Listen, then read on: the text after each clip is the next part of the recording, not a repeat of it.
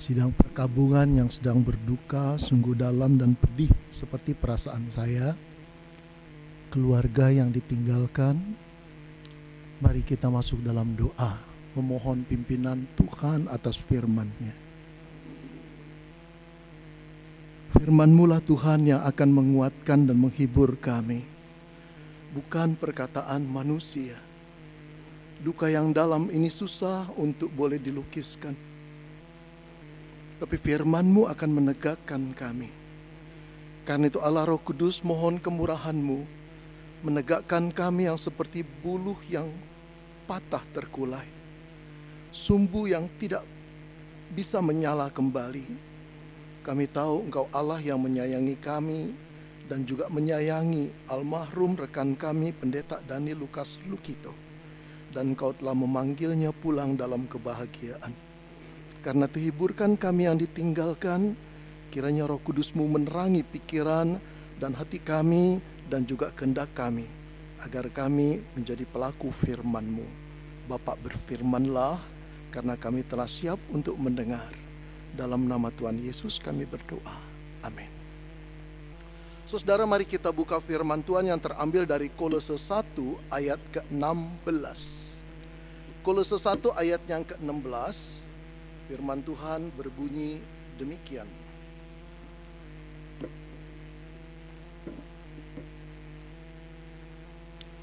Karena di dalam Dialah telah diciptakan segala sesuatu yang ada di surga dan yang ada di bumi, yang kelihatan dan yang tidak kelihatan, baik singgasana maupun kerajaan, baik pemerintah maupun penguasa. Segala sesuatu diciptakan oleh Dia dan untuk Dia. Saudara, segala sesuatu yang diciptakan atau dibuat manusia pasti ada tujuannya. Betul tidak? Pulpen, saudara, dibuat manusia untuk menulis. Buku diterbitkan manusia untuk dibaca. AC dibuat oleh manusia untuk membuat nyaman kehidupan manusia. Handphone dibuat manusia, saudara, sebagai alat komunikasi. Mencari data, mencari informasi, dan juga sekaligus menjadi alat hiburan. Segala sesuatu yang diciptakan oleh manusia jelas ada tujuannya, saudara. Nah, kalau saudara, manusia yang diciptakan Tuhan, ketika membuat sesuatu itu ada tujuannya, pasti Tuhan pencipta manusia itu juga mempunyai tujuan ketika Dia menciptakan manusia. Menciptakan engkau dan saya. Lalu apa tujuannya? Saudara-saudara, Kejadian 1 ayat 27 mengatakan, maka diciptakanlah manusia itu menurut gambarnya. Saudara, itu berarti manusia yang diciptakan menurut gambar Allah punya kapasitas, punya potensi untuk menggambarkan kemuliaan Allah. Punya potensi itu, saudara. Dan potensi ini untuk memuliakan Allah merupakan tujuan utama mengapa manusia diciptakan oleh Tuhan. Saudara-saudara, Matius 5 ayat 16 menegaskan hal ini ketika Yesus berkata, demikianlah hendaknya terangmu bercahaya di depan orang, supaya mereka melihat perbuatanmu yang baik dan memuliakan Bapakmu yang di surga. Saudara, Yesus mengatakan perbuatan baik kita harus ditunjukkan kepada orang. Harus ditunjukkan, bukan untuk memuji diri kita sendiri, memuliakan diri kita sendiri, tapi justru untuk memuji atau memuliakan Tuhan. Inilah motif yang sama dengan kita diciptakan oleh Tuhan. Jadi saudara, Matius 5 ayat 16 itu bukan sekedar nasihat agar kita melakukan kebaikan, tetapi nasihat agar kita menyelaraskan hidup kita dengan tujuan utama kita diciptakan oleh Tuhan, yaitu menjadi alat kemuliaan Tuhan. Saudara-saudara, Paulus di dalam 1 Korintus 10 ayat 31 mengingatkan demikian. Jika engkau makan atau jika engkau minum, atau jika engkau melakukan sesuatu yang lain, lakukanlah semuanya itu untuk kemuliaan Allah. Saudara-saudara, fokus perkataan Paulus ini bukan soal tentang makanan dan minuman sebetulnya. Tapi fokus yang lebih besar, bagaimana jemaat Korintus itu menyelaraskan hidup mereka dengan tujuan pada waktu Allah menciptakan mereka dan menebus mereka. Saudara-saudara, pemikiran seperti ini, bahwa kita hidup untuk kemuliaan Tuhan, seharusnya meresapi seluruh bidang kehidupan kita. Dan ini akan mempengaruhi profesi kita, pekerjaan kita, filosofi kita hidup. Lalu bagaimana cara kita memimpin, melayani, bagaimana kita mencari uang dan mempergunakan uang, itu akan mempengaruhi segala hidup kita. Kalau kita tahu bahwa tujuan kita diciptakan adalah untuk memuliakan Tuhan. Saudara-saudara, Kolose 1 ayat 16 yang tadi kita baca, kembali mengingatkan lagi jemaat Kristen di kota Kolose, saudara, tentang hal yang sama. Ketika Paulus berkata segala sesuatu diciptakan oleh Dia dan untuk Dia. Saudara, segala sesuatu itu meliputi yang ada di surga dan yang ada di bumi, yang kelihatan dan yang tidak kelihatan, baik singgasana maupun kerajaan, baik pemerintah maupun penguasa, termasuk manusia di dalamnya. Termasuk kita, termasuk engkau dan saya. Kita diciptakan Tuhan untuk kemuliaan Tuhan. Jangan pernah lupa itu, saudara. Segala sesuatu, termasuk engkau dan saya, diciptakan oleh Dia dan untuk Dia. Siapa Dia itu? Saudara, Dia itu mengacu kepada Yesus Kristus. Karena di dalam ayat ini, saudara, dinyatakan bahwa Yesus Kristus adalah pencipta. Dengan kata lain, kita harus mengerti bahwa Dia adalah sumber kehidupan dan pusat kehidupan. Bukan cuma Dia pusat kehidupan, tetapi Dia adalah tujuan akhir segala sesuatu yang telah diciptakan dan ditebusnya, termasuk kita, engkau dan saya. Saudara, apa sih artinya memuliakan Allah? Apa artinya hidup untuk kemuliaan Tuhan? Saudara, gamblangnya, hidup untuk kemuliaan Tuhan adalah hidup untuk keindahan Tuhan. Hidup untuk keagungan Tuhan. Hidup untuk nama baik Tuhan. Hidup untuk menyenangkan hati Tuhan. Jadi dengan pemahaman ini, saudara, kita harus sadar betul bahwa hidup kita bukan tentang kita, tetapi tentang Tuhan. Hidup kita bukan mewujudkan mimpi indah kita, ambisi kita, kerajaan kita, membangun nama baik keluarga kita. Bukan sama sekali. Hidup ini untuk membangun kerajaan Allah, untuk kemuliaan Allah, untuk nama baik Tuhan. Saudara-saudara yang dikasihi Tuhan dan keluarga yang sedang berkabung, hidup kita bukanlah 90% tentang kita, 10% tentang Allah. Tapi hidup kita 100% itu adalah kisah tentang Allah yang berkarya dalam hidup kita. Terlebih lagi kita yang telah ditebus oleh darah Kristus. Kita betul-betul menyadari dari posisi yang buruk dan terpuruk, tidak layak karena dosa. Beliaulah yang mengangkat kita. Beliaulah yang membasuh kekotoran kita dengan darahnya. Beliaulah yang menjadikan kita ciptaan baru dan menjadi anak-anaknya dan hambanya. Dan saat kita diciptakan baru, gambar Allah yang telah rusak itu dipulihkan Allah. Sehingga mampu kembali berfungsi. Berfungsi apa? Merefleksikan kemuliaan Allah kembali dalam diri kita. Saudara-saudara, kita tahu betul bahwa penebusan itu kasih karunia Allah. Kemampuan kita untuk merefleksikan kemuliaan Allah juga merupakan kasih karunia Allah.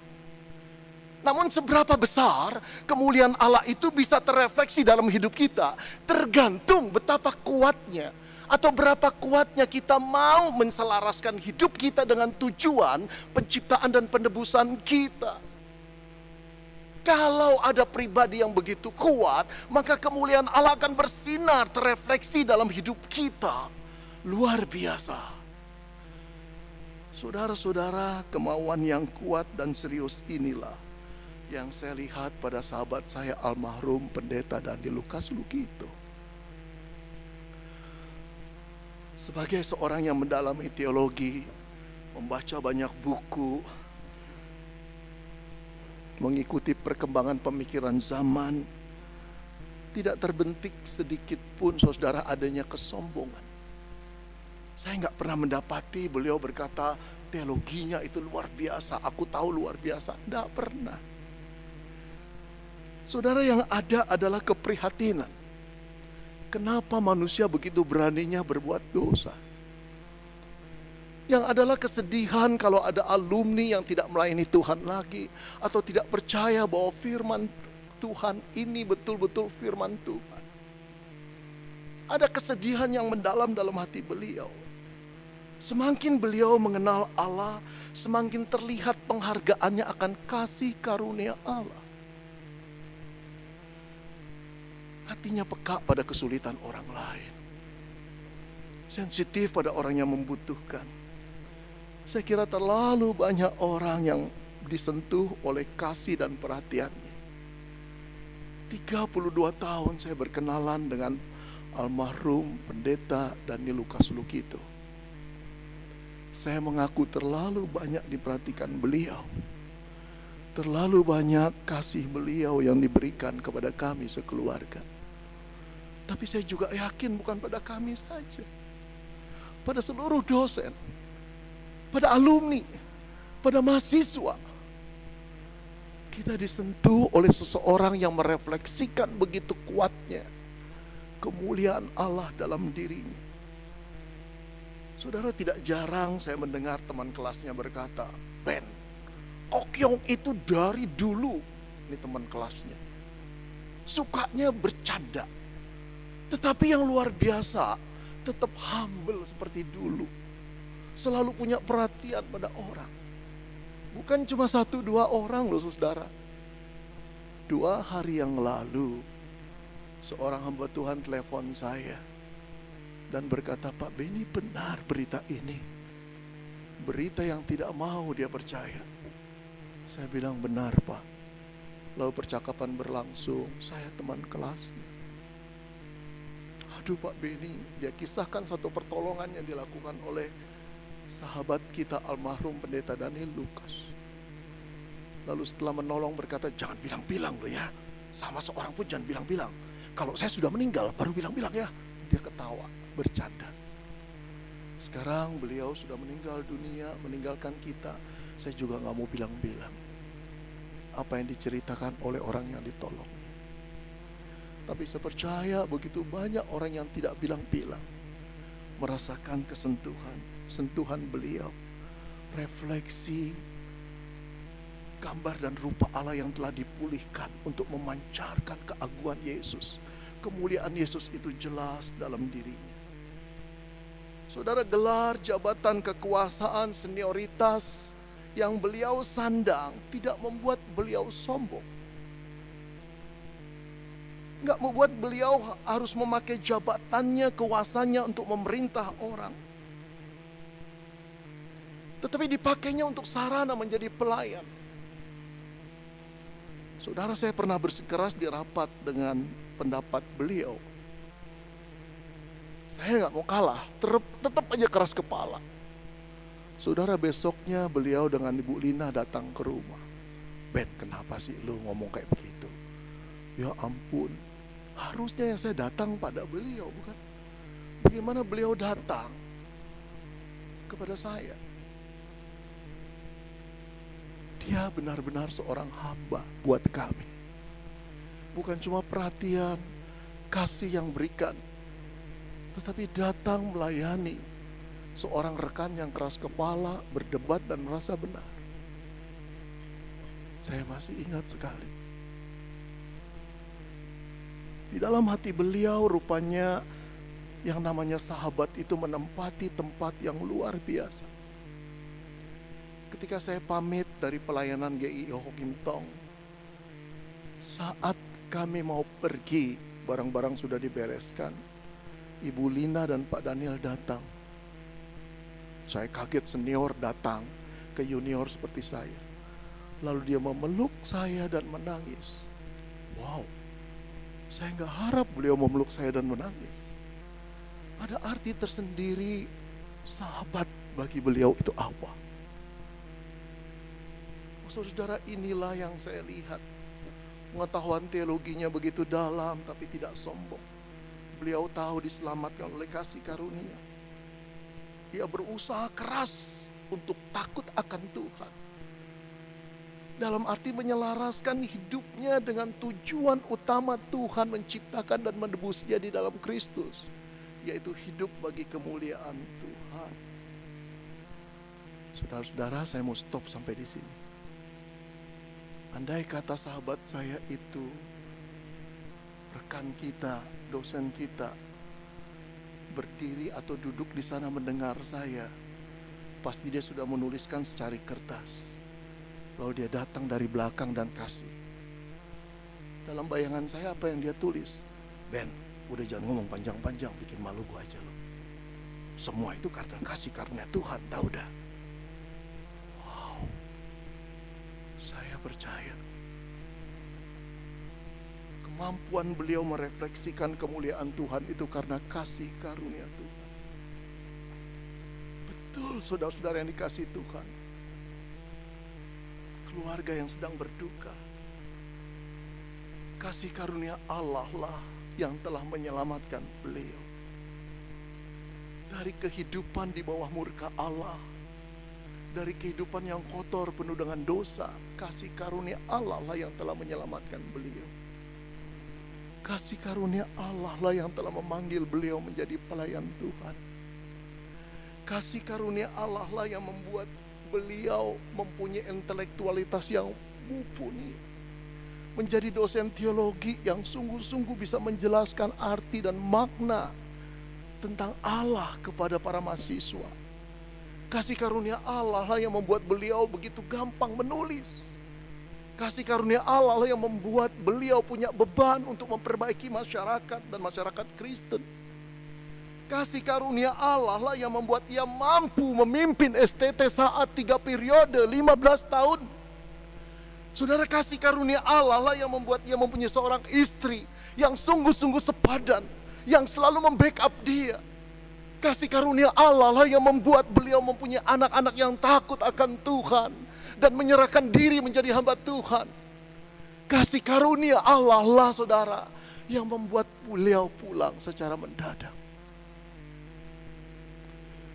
Sebelum kami meninggalkan RKZ malam itu, Ibu Lina berkata, sudah, biar Hermanto saja yang jaga di sini. Kita semua pulang karena nunggu PCR, hasil PCR itu butuh 3 jam lagi. Ibu Lina juga sudah lelah, kami takut sakit. Lalu satu perkataan Ibu Lina, kalau Allah belum menunjukkan, belum waktunya pulang, pasti tidak akan pulang. Tapi kalau Allah ingin memanggilnya pulang, tak ada seorang pun yang akan menahannya. Dan saya terkejut, Ibu Lina berkata, beberapa kali Pak Daniel berkata, kalau saya dipanggil pulang Tuhan, saya ingin dipanggil pulang tanpa sakit, secara tiba-tiba. Dan karena kasih karunia Tuhan, disitulah beliau mendapat apa yang dia inginkan. Jemaat yang sedang bergabung, keluarga yang sedang merasa ditinggalkan, Ibu Lina yang merasa sedih, Ibu Lina mempunyai seseorang yang luar biasa. Kemauannya untuk hidup selaras dengan Tuhan begitu menonjol, jarang dipunyai oleh hamba-hamba Tuhan yang lain. Takut akan Tuhan luar biasa, dan setiap langkahnya selalu berada di bawah karunia Tuhan, kasih karunia Tuhan. Kepada anak-anak yang disayangi oleh Papa, teruslah menjadi hamba Tuhan, teruslah bekerja buat Tuhan. Dan Papa telah mewariskan satu legasi iman yang luar biasa, takut akan Tuhan dan hidup untuk kemuliaan Tuhan. Kiranya Allah menghibur hati kita semua. Mari kita berdoa.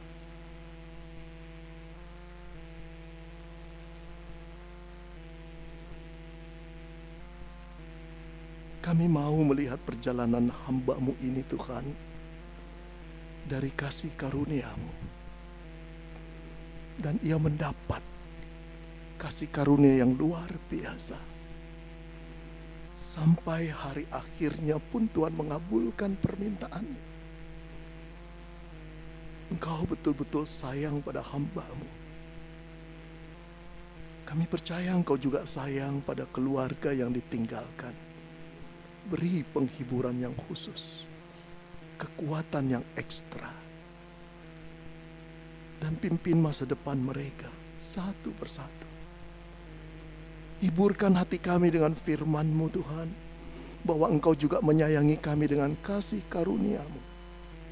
Beri kami kemampuan, kekuatan untuk boleh berkomitmen hidup untuk kemuliaan Tuhan. Terima kasih Tuhan untuk firman-Mu.